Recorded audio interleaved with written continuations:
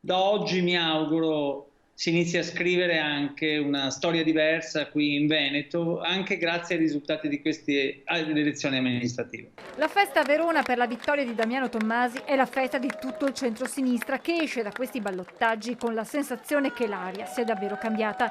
La perdita del comune di Feltre si fa meno amara con la conquista del capoluogo scaligero, storica roccaforte del centrodestra. Rappresenta per noi davvero un risultato storico di grandissimo rilievo che penso possa aprire una fase nuova a Verona. Perde il centrodestra sicuramente e vince una coalizione civica in cui certo c'è anche il PD, c'è anche un'attrazione forte del centro-sinistra, ma Tommasi ha saputo dimostrare di allargare, che è quello che dobbiamo provare a fare anche in Veneto. La vittoria a Verona oltrepassa i confini della città, da qui per Martella si inizia a scrivere un nuovo capitolo per il centro-sinistra. La rinascita, la ricostruzione del PD in Veneto parte anche dalle città, parte dalla capacità di parlare dei temi che riguardano i veneti, di fare delle proposte e naturalmente le prossime scadenze che avremo, a cominciare da quella di Vicenza, le affronteremo con una grande voglia di vincere. Per Giacomo Possamai c'è una sola strada vincente percorsa dal PD. Noi, a differenza del centrodestra, alle amministrative, e non vale solo in Veneto,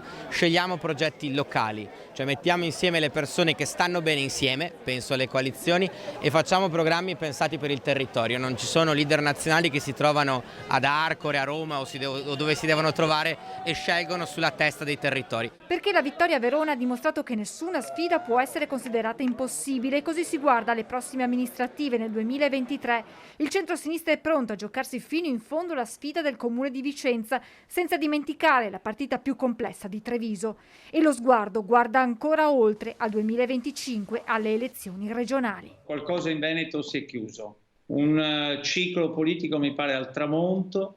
Zaia non sarà più candidato, quello che è successo anche in queste ultime elezioni dimostra quello che sto dicendo e quindi è assolutamente necessario per noi e per il centro-sinistra e per le forze civiche, non solo quelle di sinistra ma quelle ambientaliste, quelle anche moderate e liberali, farci trovare pronti con un progetto alternativo